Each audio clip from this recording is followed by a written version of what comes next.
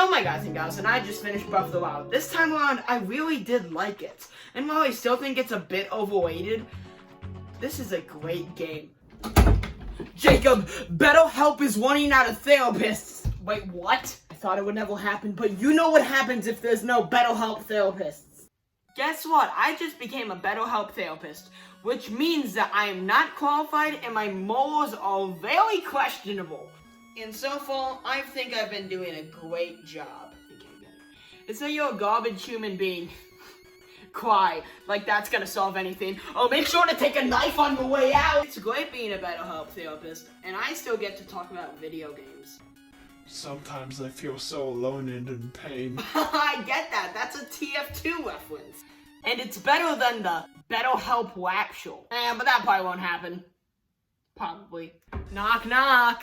There isn't a door. How's my favorite employee doing? I have literally never met you before in my life. That's because I was scamming you. I don't know, you seemed pretty sure a good 7 seconds ago. Well, let me introduce myself. My name is Scammer Sam, and I own so many businesses that scam people. Like BetterHelp, the Toys to Life Foundation, Autism Speaks, PETA, Viacom, Android, Disney, and Make-A-Wish Foundation.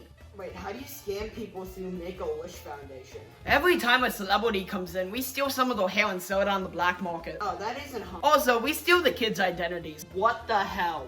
But now, under BetterHelp, you're contractually obligated to give every person depression. You haven't been doing that so far. You've only diagnosed people with scoliosis, but it's spelled very wrong. Once diagnosed a frog with bipolar disorder. I don't care! Do it! Well, I guess I better learn what depression is. Maybe I should check the internet. Oh, this was a terrible idea! Depression. Everyone and their mom has it. Depression is a disorder that negatively affects how you're feeling. And obviously with a disease with a huge audience, it is in many different types of media. Some depictions are good, others are really, really bad. And I think we should talk about them. So you've been feeling terrible lately, like the sins of the past are coming up and trying to take you. Wow, that sucks.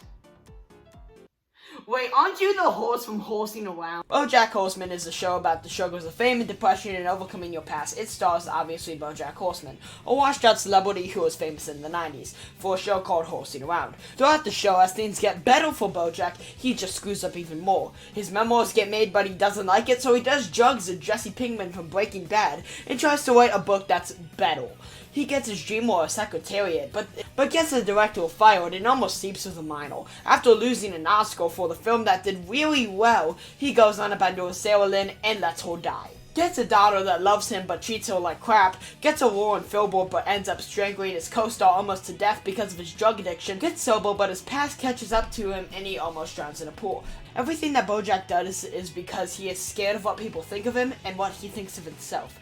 Don't stop dancing, his mother said, and that's what he did. Diane has a tragic past. Her family didn't care about her and nobody ever liked her or took her seriously. Princess Carolyn had an alcoholic mother and had to work herself to keep her mom's job at a rich family's house as a maid. And despite trying to make everyone happy, she gets nothing back.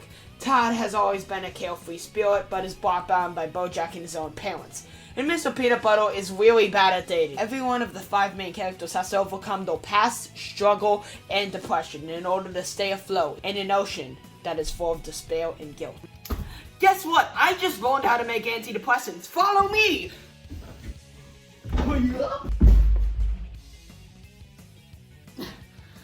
Follow me more. Making antidepressants is pretty simple. Let me show you. Okay, now it's time for the final step.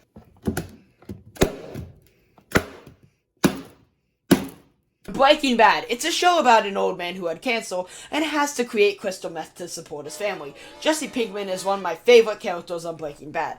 Jesse grew up with parents that didn't really love him and loved his brother way more and didn't support him in his dreams, which turned him to a life of crime.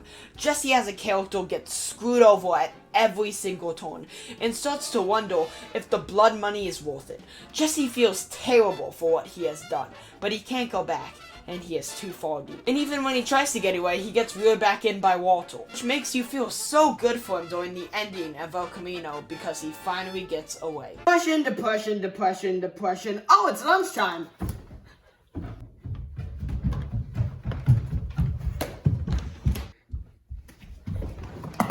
Okay. Hello everybody and welcome to Ouch! That Must Hurt. Today we are looking at Rick Sanchez from Rick and Morty. Rick married a woman and had a daughter, and then maybe the other Ricks wanted him to make a portal gun, and when he didn't do that, he killed the wife and daughter. It's not very much stated. Ouch. Also, everybody hates Rick. Ouchie. I'm Radical Toby, and I don't get paid enough for this crap. That was it! My god. It's almost like the person that made this hasn't even watched Rick and Morty and only watched a 15-minute video about it. What if it is the same? So that's why they'll call it the Crystal Gem. Steven Universe is one of my favorite shows on television. It has a wonderful story, great characters, and overall, it's just a great time. Steven has always obviously felt out of place. With his situation, it's very hard for him not only to talk about his feelings, but also be good at interactions. Being a 14-year-old kid and having to not only save the day that much, but also be exposed to so many things at such a young age is kind of terrifying to watch. And he is the one that has to fix everyone's problems, and he is the one that has to do everything. It is up to him to not disappoint everybody. And even when he thinks he has a happy ending, it's merely a mirage, and in front of him is all of his problems. So sometimes I wonder, what is going on in my brain? Well, that must mean you're crazy. Depression. Next! I mean, it is fair though. Sometimes I wonder what's in my head also. Inside Out. I'm really great at making them. Myth. Stop! Is fine. I think that the emotional moments are great, but all the rest of the fiddle and also the main character is also kind of a piece of crap. It just isn't the best, but I feel like its message and the ending is good. I really like the idea of telling young people that you can feel happy and sad at the same time. It is a really mature and nice message. I also like how for most of the movie, sadness and joy are both gone, showing how happiness and sadness are both extremely important. But besides that, the movie's fine. There's something I like to do with some of my patients. It's called music therapy. You're sad and I don't care, 'cause I'm a better help therapist. Anyway, here's Wonderwall. Dear Evan Hansen is a great musical about a guy who is definitely a psychopath, who gets his way by tricking everyone that he is a good person and that he was friends with the person who committed die. All the things Evan does isn't to support his family, he does it for himself, because in his mind, what he wants is more important than telling the truth.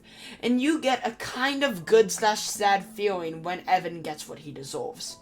Evan uses mechanisms not only to hide the truth, but his own feelings. Overall, not only is a good show Depression, but also a great musical. And then they made a movie that makes me want to take Ben Platt and bring him to the guillotine. Hey, it's me. I have a really bad cold. Oh, hey, is that you, Death? I want to show you something. What is it? Oh, God, no. Hey, don't talk about my friend in there. Wow. This show sucks, and I've only watched season 1 for this video alone. Not only does the show got everything wrong about depression, but also, why are these people bullying them for the stupidest of reasons? It is also stupid that the show encourages kids to unalive themselves, because it's a great way to get back at bullies. Why did you show me this? Oh. Sam, I can't do this. The stigma that depression only happens in teenagers or like 50-year-old men is not only wrong, but hurtful. And with some people think that it is not okay to talk about this stuff and teach not only kids but ourselves it's a bad thing. Because with more awareness means better help. And better help doesn't help. So, you know what? I'm sick and tired of giving everyone depression when they don't really have it, because that's something that actually happens and it hurts people. So, I quit. Okay? It's your fault. Wait, what? Oh crap! Well, millions may have died, but these people know that 13 Reasons Why sucks.